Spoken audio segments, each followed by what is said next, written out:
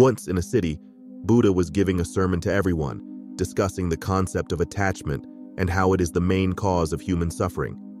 He explained that wherever there is attachment, there will be suffering. He advised people to free themselves from all forms of attachment.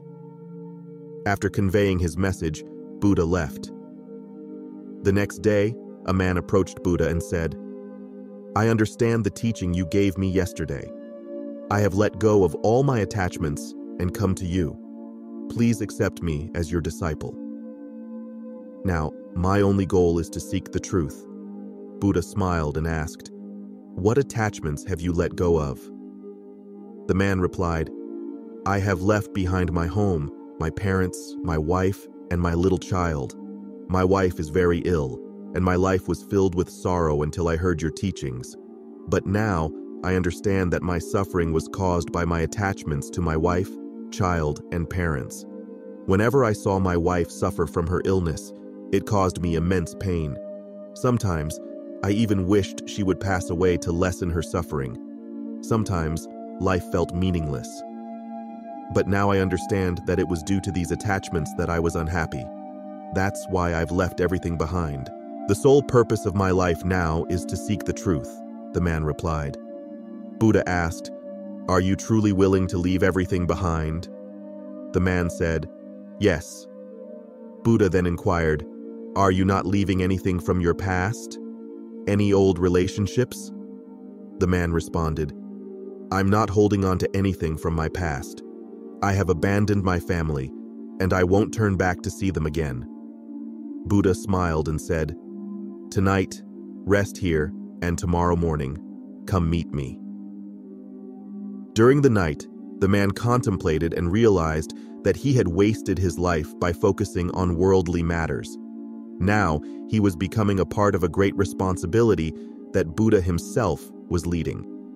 With Buddha's grace, he had found the true purpose of his life. The next morning, the man went and asked, "Please tell me what instructions you have for me." Buddha replied, "You need to go to the village in the east. There, you will meet a woman named Sadika, a wise woman. Whatever she gives you, bring it back to me." The man set off on the journey, facing scorching sun and feeling very hungry. The journey was long, and he became quite tired along the way. The man continued on his journey, thinking along the way that if he were at home, he would be relaxing and having a meal in the shade instead of enduring the scorching sun. As he kept thinking, he reached the village of Sadika. There, he saw Sadika, who was exceptionally beautiful. He couldn't take his eyes off her. Sadika noticed the man and invited him inside, saying, "Come in. I know Buddha has sent you. You must be hungry." She served him a meal, and the man was utterly astonished. It was the same meal he had been thinking about throughout his journey. While eating, the man's gaze fell on Sadika's feet. They were exquisitely delicate and lovely.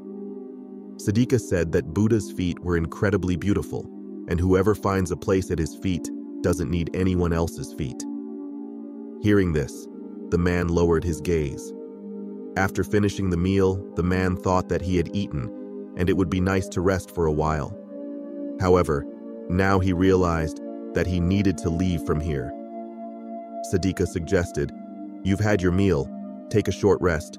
I'll provide you with a fan." The man began to wonder how it was possible that the very things he had been thinking about were happening. He thought it must be a coincidence. So the man spread a blanket and started to relax, while Sadika sat nearby and fanned him. Quietly, the man kept looking at Sadika, sometimes at her face and sometimes at her feet, admiring all the contours of her body.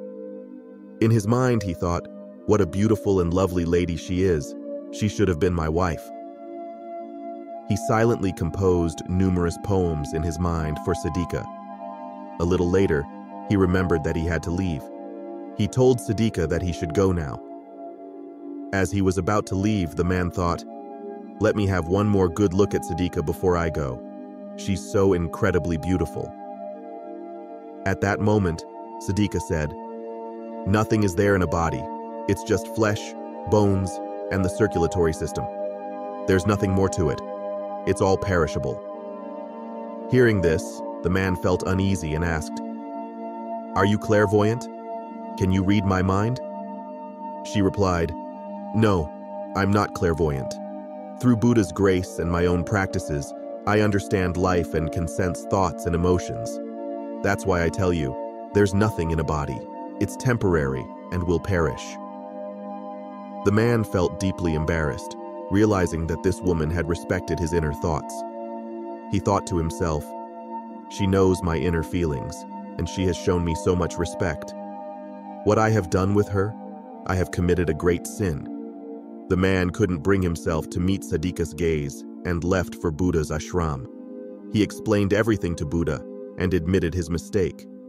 Buddha replied, "I already knew what was in your mind. Now, tell me, have you truly freed yourself from attachments?"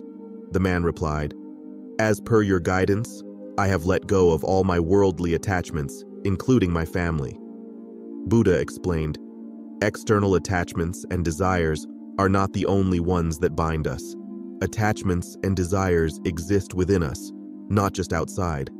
So you've let go of your family's external bonds, but you were heading to create another internal attachment, which is why today you consider yourself a sinner," Buddha said. The man replied, "You are right, Buddha. I just wanted to escape from my wife. She had been ill for a long time and I wasn't earning much, which is why I was avoiding my family's responsibilities. I wanted to get away from them. When I heard your teachings, I thought that the family was the biggest obstacle. To attain the truth, I believed I had to leave them behind. But I was wrong. I understand now that the biggest obstacle in attaining truth is not the family, but myself." Buddha said, "People interpret what I say based on their own self-interest. Where there is no self-interest, they reject those teachings. Desire and cravings are all things people often seek externally. Desire arises from craving. Craving leads to fantasy, and when cravings are not fulfilled, anger arises. These are all interconnected. You may have noticed that when you get angry, you often blame someone else, saying that it's their fault you're angry. We rarely say that we are the cause of our own anger, even though anger arises within us. If you wish, anger won't come. Similarly, attachments aren't external, they exist within our minds. That's why, due to the mind and its attachments, we all experience suffering." So, friends, how did you like this story? If you found this story somewhat enlightening, please subscribe to this channel and press the notification bell to stay updated on the next story. Until then, take care and stay blissful.